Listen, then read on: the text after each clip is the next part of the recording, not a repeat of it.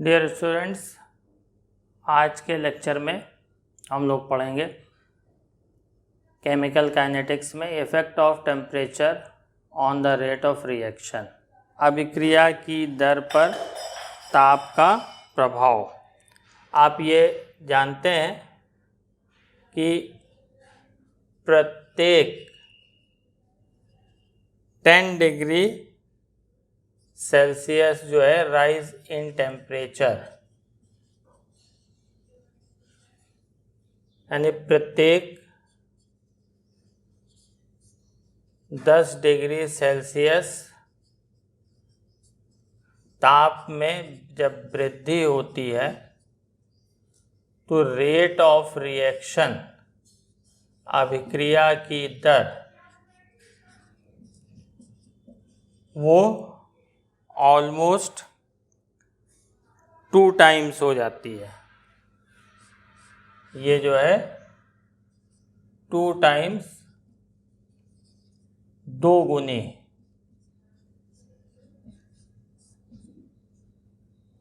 Rate of reaction 2 times हो जाती है। और इसी को जो है आप बताते हैं कि ये क्यों रेट ऑफ रिएक्शन 2 टाइम्स हो गई। इसके लिए आपने टेम्परेचर कोफिशिएंट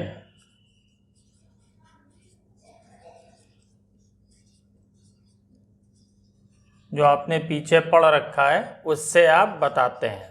ताप गुणांक, इसकी हेल्प से जो है आपने बताया था कि ये 2 टाइम्स हो जाती है। तो टेम्परेचर कोफिशिएंट होता क्या है? Mu equal to temperature coefficient. Temperature coefficient को म्यू से रिप्रेजेंट करेंगे। तो ये 2 टेम्परेचर, 2 ताप जिनमें 10 डिग्री का डिफरेंस हो पर रेट कांस्टेंट का रेशियो होता है। यानी ऐसे 2 ताप जिनमें 10 डिग्री सेल्सियस का डिफरेंस हो, उसके वेग स्थिरांक के अनुपात के बराबर होता है। यहाँ पर जो है के जो है वो रेट कांस्टेंट है, वेग स्थिरांक।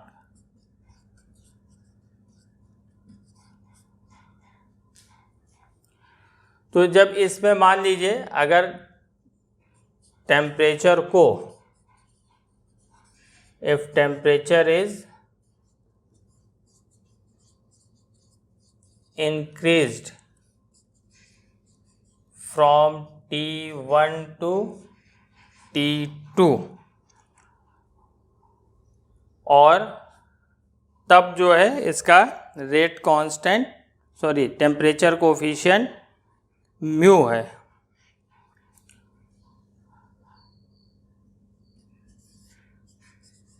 And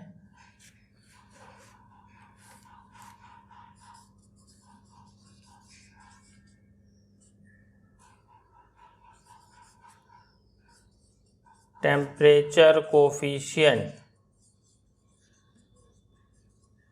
is mu,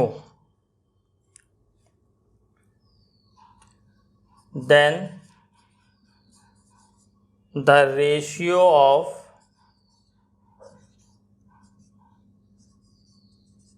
rate constant can be calculated as, यानी जो है अगर हम ताप को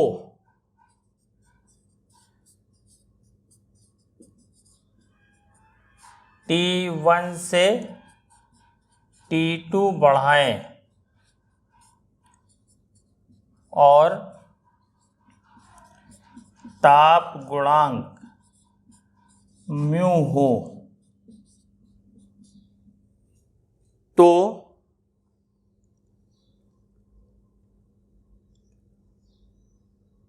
वेग स्थिरांक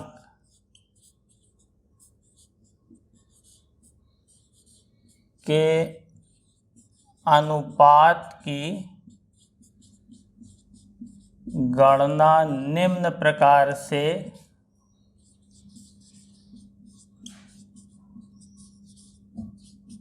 की जा सकती है।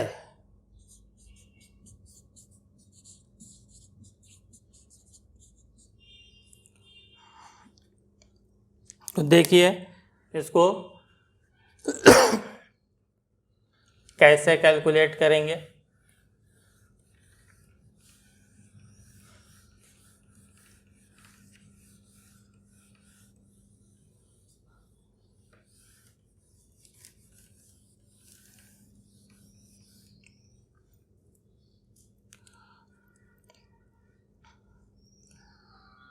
म्यू इक्वल टू, अभी आपने लिखा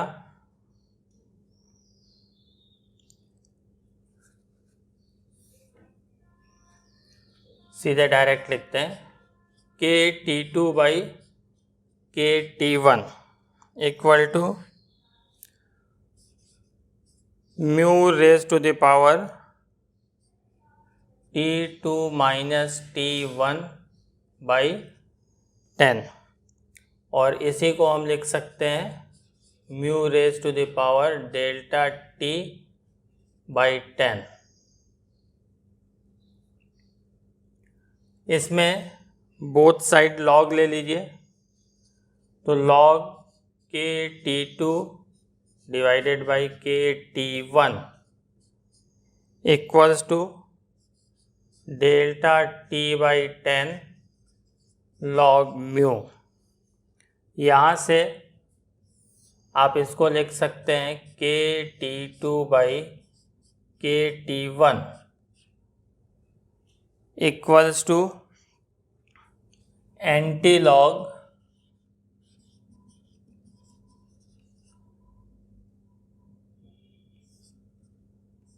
डेल्टा T बाई 10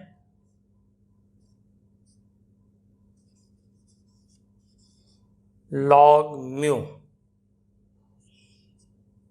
तो जब इसको कैलकुलेट किया गया तो इसकी वैल्यू, जो इसका मान है, वो 2 to 3, 2 से 3 के बीच पाया गया। अब इसके बाद इसमें दूसरा क्वेश्चन इस टेम्परेचर कोफिशिएंट में ये उठा कि हम 10 डिग्री सेल्सियस राइज करते हैं टेम्परेचर, यानी अगर 10 डिग्री सेल्सियस की वृद्धि होती है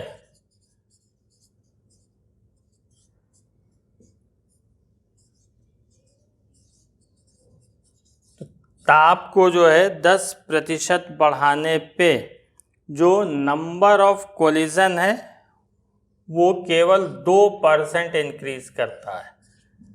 नंबर ऑफ कोलिजन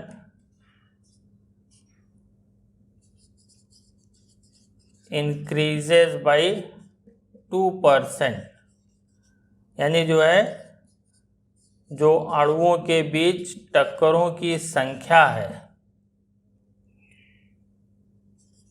में वृद्धि जो होती है केवल 2% की होती है। केवल 2% ही जो है नंबर ऑफ कोलिजन इंक्रीज कर जाता है, जबकि जो रेट ऑफ रिएक्शन है वो इंक्रीज करता है कितना, 100% और 200%, 100% और 200%, यानी वो अभिक्रिया के दर में जो है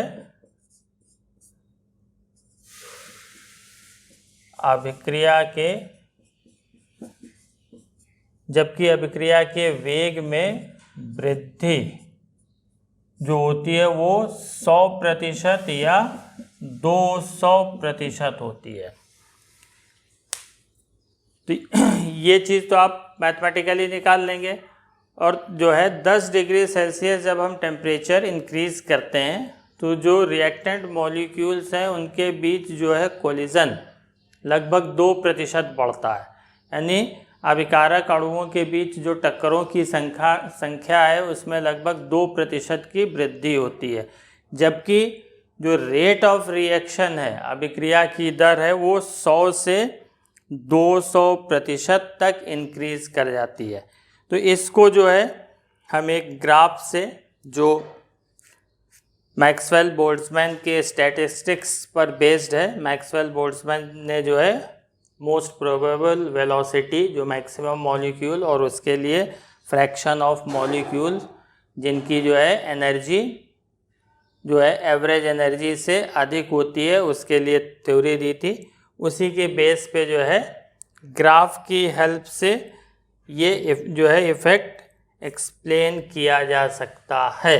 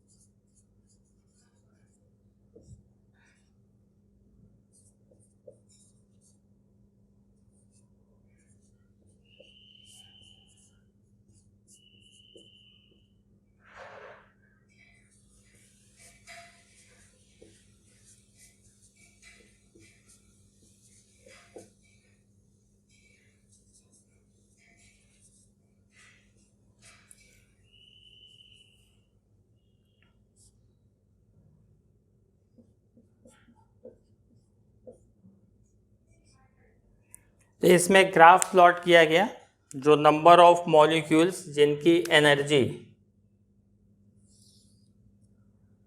fraction of molecule having energy greater than threshold energy equal to और ग्रेटर देन थ्रेशोल्ड एनर्जी। तो यहाँ पे इस कर्व में ये दो टेम्परेचर पे खींचा हुआ है। ये इसका शेडेड पार्ट, छायांकित भाग जो है यहाँ पर ये शो किया हुआ है। तो और इसमें जो ये फुल लाइन से पूर्ण रेखा से बना है, ये T केल्विन टेम्परेचर पे कर्व है। जो डॉटेड लाइन से बनाया है ये 10 डिग्री ग्रेटर टेम्परेचर पर, यानी T+10 केल्विन पे कर्व है। और ये जो शेडेड पार्ट है, जो इसका छायांकित हिस्सा है, ये रिप्रेजेंट करता है fraction of molecules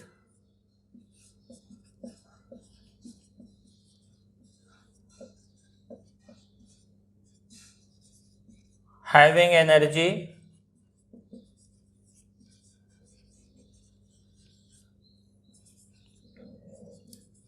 equal to और ग्रेटर देन थ्रेशोल्ड एनर्जी।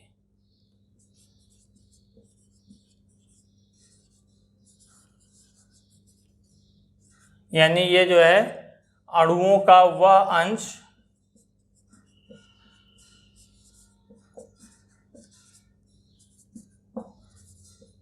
जिनकी ऊर्जा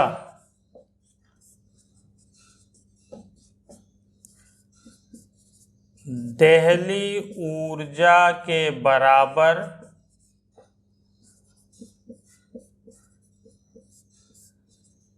या उससे अधिक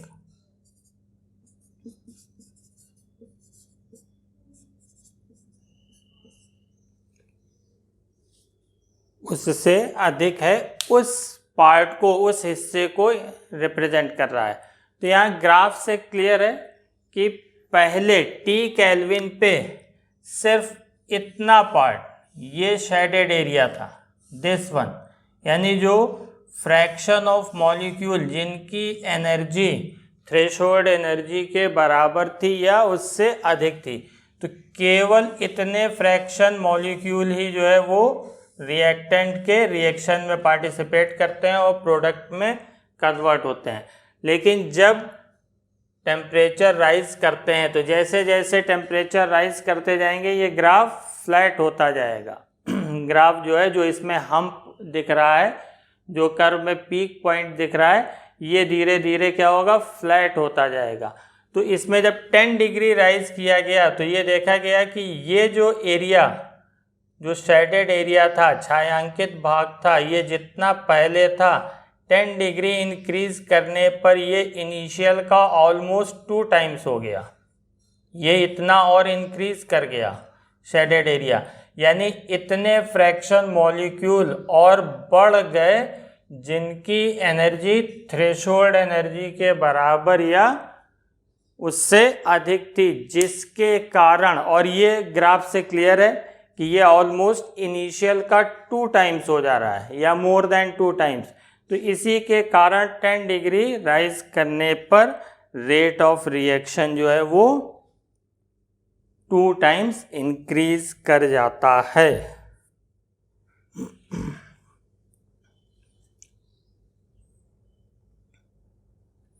अब इसमें जो है टोटल मॉलिक्यूल का फ्रैक्शन जिसकी एनर्जी एक्टिवेशन एनर्जी के बराबर है या उससे अधिक है, उसको हम आर्हेनियस इक्वेशन की हेल्प से निकाल सकते हैं। आर्हेनियस इक्वेशन आपने पीछे पढ़ रखा है।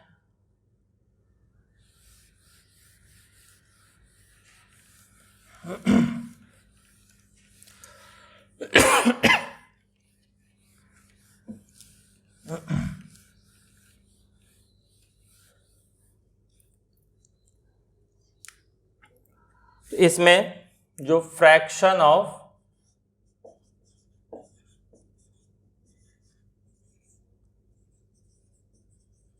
Total molecules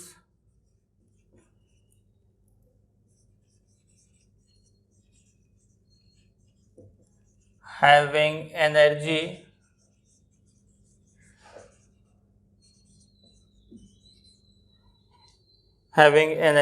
equal to or greater than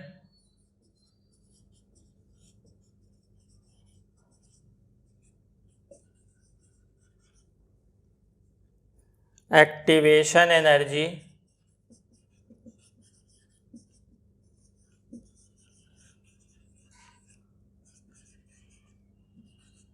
can be calculated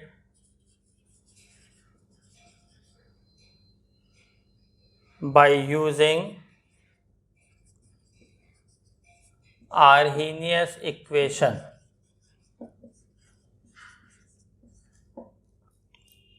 यानी इसको हम हिंदी में लिख सकते हैं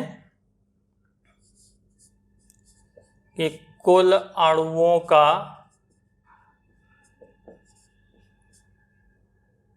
वह अंश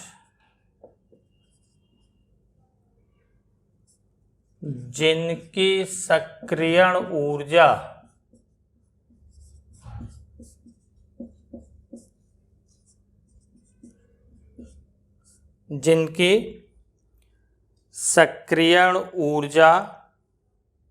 या जिनकी ऊर्जा, पहले लिखिए, सेंटेंस नहीं सही बना, जिनकी ऊर्जा सक्रियण ऊर्जा के बराबर या अधिक होती है, उसे आर्हीनीय समीकरण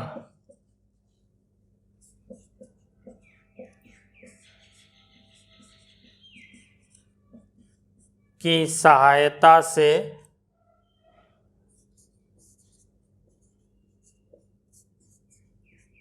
ज्ञात कर सकते हैं।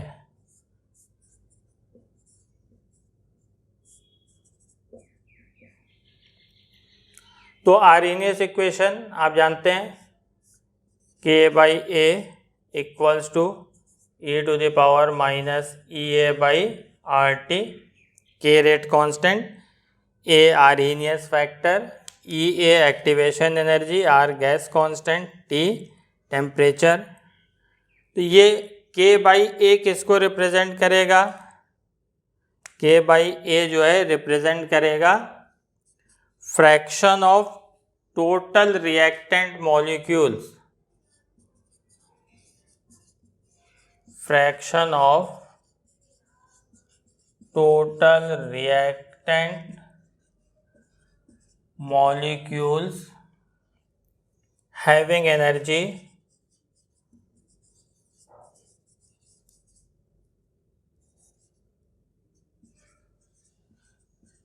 इक्वल टू और ग्रेटर देन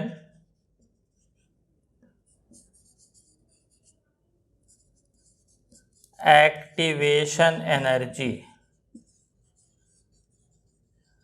यानी K/A उसको प्रदर्शित करेगा कुल अणुओं का वह अंश जिनकी ऊर्जा, यही पॉइंट है, कुल अणुओं का वह अंश जिनकी ऊर्जा सक्रियण ऊर्जा के बराबर या उससे अधिक होती है, इसको रिप्रेजेंट करेगा। तो यहाँ पे बोथ साइड आप लॉग ले लीजिए, लॉग E की बेस पे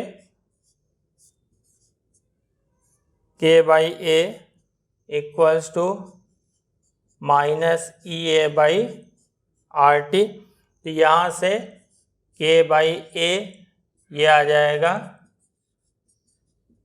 एंटी लॉग ऑफ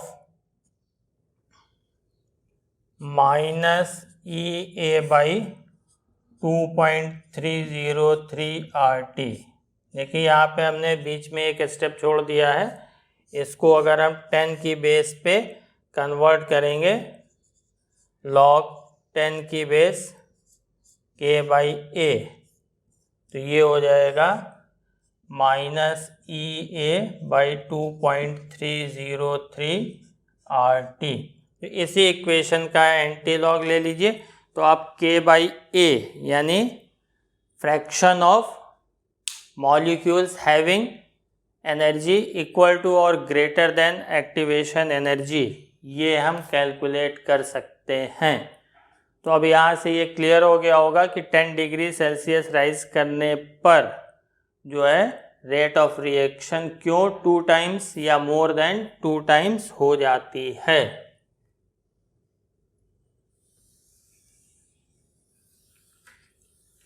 अब इस चैप्टर में सबसे लास्ट टॉपिक जो factors affecting rate of reaction में आपको बताया था, कैटेलिस्ट, कि कैसे कैटेलिस्ट रेट ऑफ रिएक्शन को इंक्रीज कर देता है। या डिक्रीज कर देता है। तो उसी की बात करेंगे और थोड़ा उसका ग्राफिकली जो है देखेंगे कैसे इंक्रीज करता है। तो इसमें next topic, influence of catalyst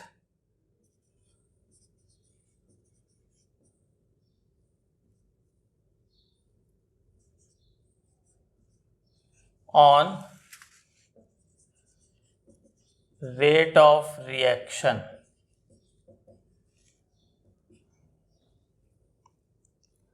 यानी अभिक्रिया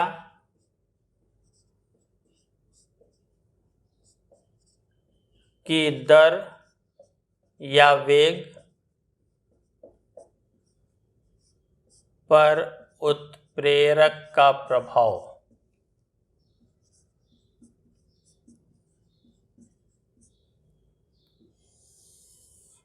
तो रेट ऑफ रिएक्शन ये कैसे बढ़ाता है?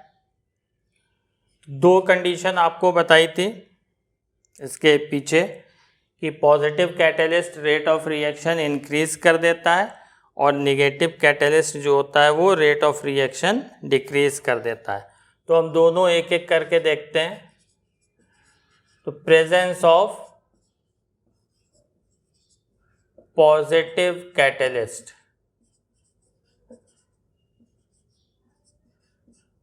यानी धनात्मक उत्प्रेरक की उपस्थिति।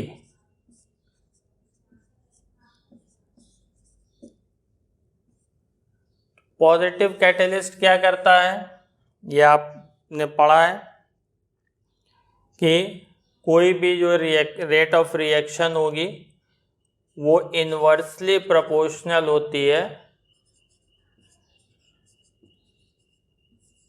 एक्टिवेशन एनर्जी के। यानी इसकी वैल्यू, एक्टिवेशन एनर्जी की वैल्यू जितनी ही कम होगी रेट ऑफ रिएक्शन उतनी ही अधिक होगी। तो यहाँ पॉजिटिव कैटलिस्ट क्या करता है कि रेट ऑफ रिएक्शन इंक्रीज करता है। जो धनात्मक उत्प्रेरक है वो क्या करेगा, रेट ऑफ रिएक्शन इंक्रीज करेगा। और आप जानते हैं एक्टिवेशन एनर्जी कम होगी तो रेट ऑफ रिएक्शन इंक्रीज कर जाएगी। यानी रेट ऑफ रिएक्शन कैसे इंक्रीज करेगी, बाय डिक्रीजिंग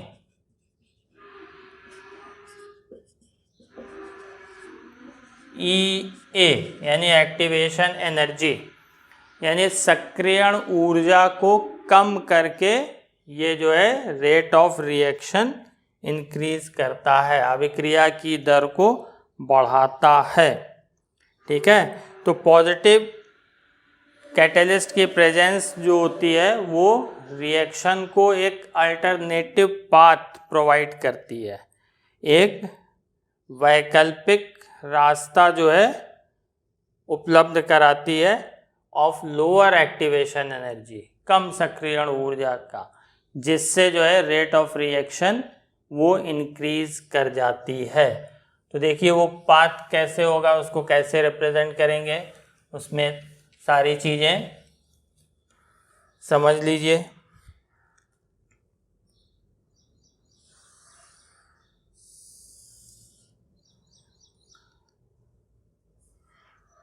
इसमें नंबर ऑफ कोलिजन जो है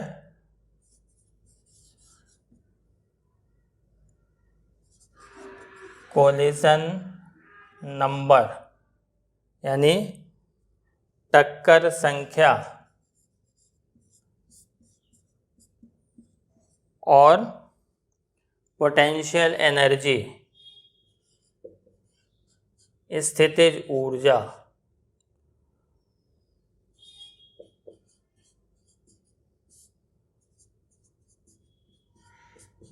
इसके बीच हम ग्राफ खींचते हैं। तो ग्राफ कैसा आता है,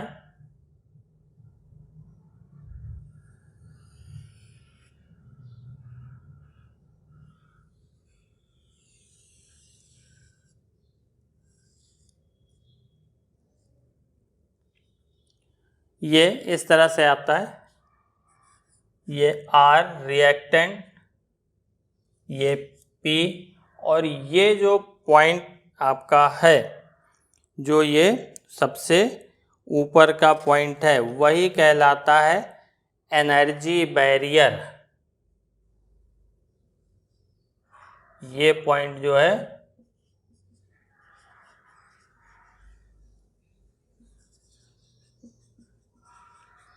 ये एनर्जी बैरियर कहलाता है।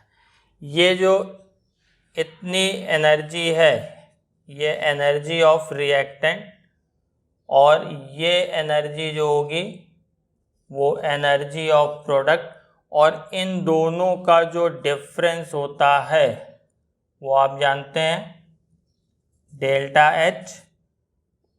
उतनी एनर्जी जो है रिएक्शन में या तो एब्जॉर्ब होती है या इवॉल्व होती है, और ये अमाउंट एनर्जी की, दिस मच अमाउंट, यही कहलाती है एनर्जी ऑफ एक्टिवेशन। यानी रिएक्टेंट को प्रोडक्ट में कन्वर्ट होने के लिए इस एनर्जी बैरियर, ऊर्जा अवरोध को पार करना होगा। यानी जो अभिकारक के अणु हैं उसके पास इतनी एनर्जी हो कि वो यहाँ तक पहुँच सके, तभी वो प्रोडक्ट में कन्वर्ट होगा। तो पॉजिटिव कैटलिस्ट क्या करता है? एक अल्टरनेटिव पाथ प्रोवाइड कराता है, यानी एक वैकल्पिक रास्ता उपलब्ध कराता है ऑफ लोअर एक्टिवेशन एनर्जी, जो कम सक्रियण ऊर्जा के रास्ते से होती है। अब उसको जो है केवल इतनी ही एनर्जी की आवश्यकता है। तो यहाँ पे हम इसको सफिक्स में कैटलिस्ट लिख दे रहे हैं, और ये विदाउट कैटलिस्ट। यानी ये जो आपका पाथ है, ये जो रिएक्शन का पाथ शो किया हुआ है, जो कंप्लीट लाइन से प्रदर्शित किया हुआ है, तो ये रिएक्शन पाथ है विदाउट कैटलिस्ट।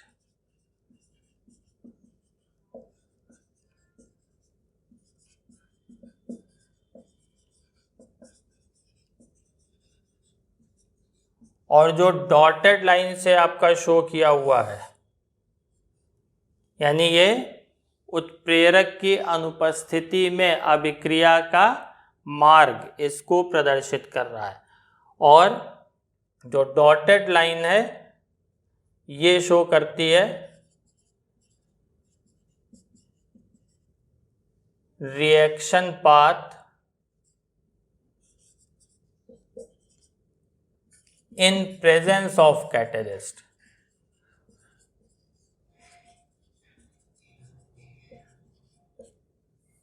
यानी अभिक्रिया का मार्ग उत्प्रेरक की उपस्थिति में, इसको ये प्रदर्शित करती है। तो यहाँ देखिए इतनी एनर्जी कम हो गई। तो पॉजिटिव कैटलिस्ट क्या करता है? एक्टिवेशन एनर्जी, सक्रियण ऊर्जा को कम करके जो है अभिक्रिया की दर को बढ़ा देता है। अब यहाँ पे ये ध्यान रखिएगा, यहाँ पे रिएक्टेंट की जो पोटेंशियल एनर्जी है वो प्रोडक्ट से ज़्यादा है, तो ये जो इसकी अधिक है, तो ये रिएक्शन में क्या करेगा? एनर्जी इवॉल्व करेगा, ऊर्जा जो है उत्सर्जित करेगा। यानी इसके लिए डेल्टा H की वैल्यू नेगेटिव होगी। अब इसी कर्व को हम रिवर्स करके, पलट करके अगर हम बना दें तो उसमें वो एब्जॉर्ब करेगा, यानी वहाँ डेल्टा H की वैल्यू पॉजिटिव होगी। क्यों? जब ये रिएक्टेंट हो जाएगा तो रिएक्शन इस पाथ से होगी, तो इसमें रिएक्टेंट की एनर्जी कम हो जाएगी। ठीक, तो ये जो कर्व है ये एक्सोथर्मिक रिएक्शन, ऊष्माक्षेपी अभिक्रिया के लिए है। इसी को हम पलट करके, रिवर्स करके बना देंगे तो वो एंडोथर्मिक रिएक्शन के लिए हो जाएगा। तो अब अगर मान लीजिए ये रिएक्शन अगर इन जनरल वैसे पूछा जाए, तो अगर रिवर्सिबल रिएक्शन हो उत्क्रमणीय अभिक्रियाओं। तो देखिए विदाउट कैटेलिस्ट, बिना उत्प्रेरक की उपस्थिति की बात हो रही है, तो ये EA ये एक्टिवेशन एनर्जी चाहिए। लेकिन अगर ये रिवर्स डायरेक्शन में रिएक्शन हो तो ये प्रोडक्ट जो है ये रिएक्टेंट हो जाएगा। तो ये अब कितनी एक्टिवेशन एनर्जी की ज़रूरत पड़ेगी, यहाँ से यहाँ तक, यानी ये जो पार्ट है ये आपका एक्टिवेशन एनर्जी होगा किसके लिए, बैकवर्ड रिएक्शन के लिए, पश्च अभिक्रिया के लिए। और ये जो आपका एक्टिवेशन एनर्जी है ये किसके लिए है, फॉरवर्ड रिएक्शन के लिए, यानी ये रिएक्टेंट है। ठीक है, तो ये चीज भी ध्यान रखिएगा। कभी कभी जो है कंपटीशन में ग्राफ दे करके और उसमें सारे डाटा दिए रहते हैं, सारे एनर्जी कितनी वैल्यू है लिखी रहती है और आपसे पूछा जाता है। और यहाँ से यहाँ तक की जो एनर्जी है, एक चीज इसमें और देख लीजिए, ये एनर्जी हमारी कहलाती है threshold energy.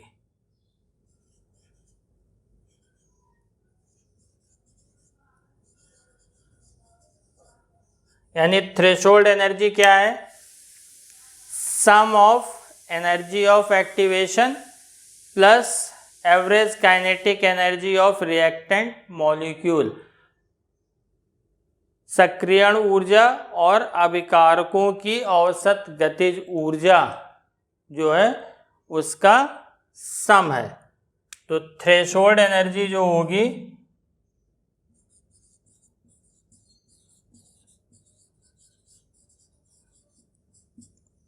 Energy of activation plus energy of reactant, energy of reactant यानी काइनेटिक एनर्जी ऑफ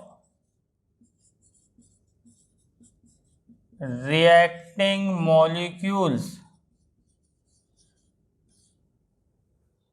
अभिक्रिया करने वाले अणुओं की गतिज ऊर्जा उसका सम होता है। तो यहाँ से बहुत तरीके से आप लिख सकते हैं, threshold energy equal to activation energy plus enthalpy of reaction plus energy of product, वो आपके ग्राफ पे डिपेंड करेगा।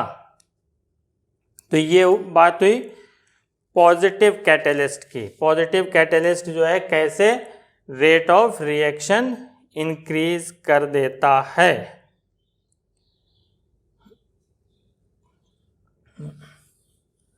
अब आइए बात करते हैं निगेटिव कैटेलिस्ट की। ऋणात्मक उत्प्रेरक क्या करेगा। तो अभी आपको बताया कि रेट ऑफ रिएक्शन किस पे डिपेंड करेगी, काइनेटिक एनर्जी पर, सॉरी एक्टिवेशन एनर्जी पर। और अगर एक्टिवेशन एनर्जी किसी रिएक्शन के लिए बढ़ जाए तो क्या होगी, रेट स्लो हो जाएगी, यानी रेट ऑफ रिएक्शन स्लो होगी। तो देखिए उसके लिए कर्व, मान लीजिए कोई रिएक्शन इस पाथवे से होती है, ये रिएक्टेंट और ये प्रोडक्ट। तो निगेटिव कैटेलिस्ट क्या करेगा, एक्टिवेशन एनर्जी को इंक्रीज कर देगा।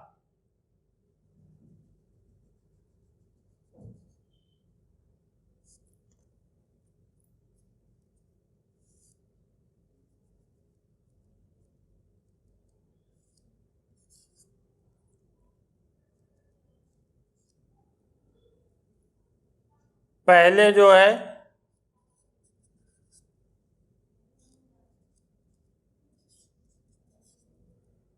विदाउट कैटेलिस्ट, बिना उत्प्रेरक की उपस्थिति में जो है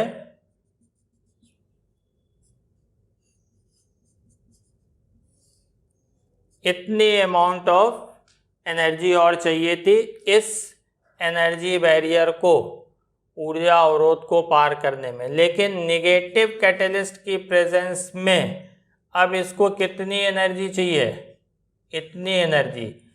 तो निगेटिव कैटलिस्ट क्या करेगा, इसकी एक्टिवेशन एनर्जी को इंक्रीज कर देगा, जिसके कारण रेट ऑफ रिएक्शन स्लो हो जाएगी। तो जो इसमें फुल लाइन से बना है ये कर्व जो है इन प्रेजेंस ऑफ ये जो कर्व है वो इन एब्सेंस ऑफ कैटलिस्ट है।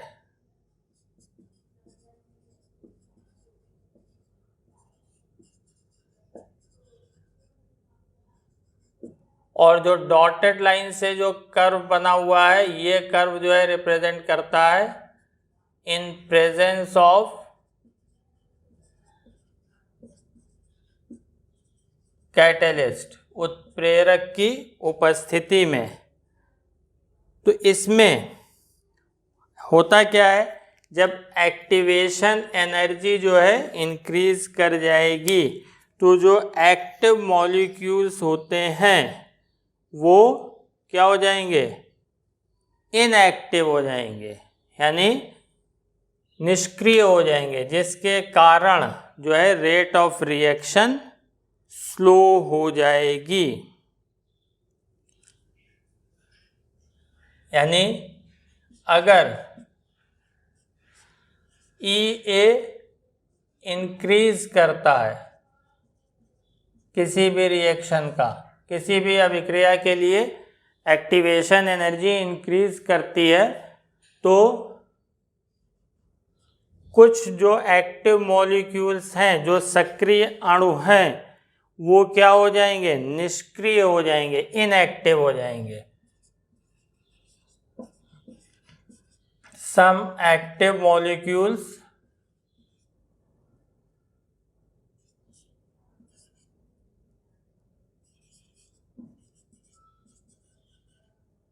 becomes पैसिव या निष्क्रिय।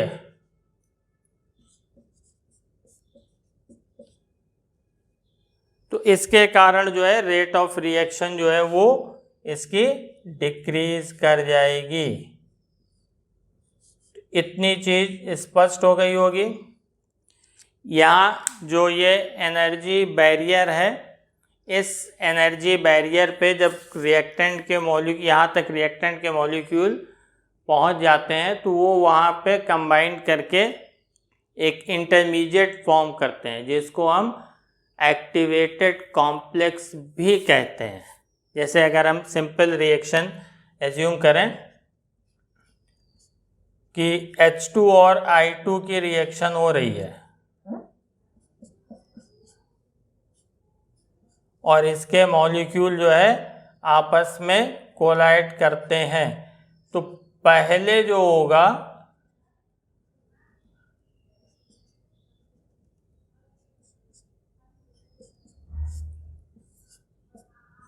जब ये इस पॉइंट पर पहुंचेंगे तो वो एक्टिवेटेड कॉम्प्लेक्स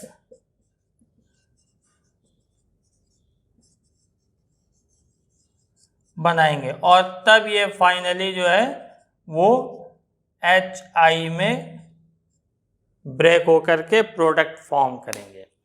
तो किसी भी कैटलिस्ट की प्रेजेंस में पॉजिटिव कैटलिस्ट जो है वो एक्टिवेशन एनर्जी को लो करता है और एक नया पाथ, एक नया मार्ग देता है अभिक्रिया के लिए। ठीक उसी तरह से निगेटिव कैटलिस्ट भी क्या करता है, वो एक्टिवेशन एनर्जी को इंक्रीज करता है। कैसे इंक्रीज करेगा, सक्रिय अणु को निष्क्रिय करके, ठीक, यानी एक्टिव मॉलिक्यूल को पैसिव करके और एक alternative path of higher activation energy, एक वैकल्पिक मार्ग उपलब्ध कराएगा जो अधिक सक्रियण ऊर्जा या उच्च सक्रियण ऊर्जा से होकर के जाएगी, जिसके कारण अभिक्रिया की दर, रेट ऑफ रिएक्शन डिक्रीज कर जाएगी, घट जाएगी। तो आज के लेक्चर में बस इतना ही। उम्मीद है पूरा कंटेंट समझ में आया होगा। Thanks for watching.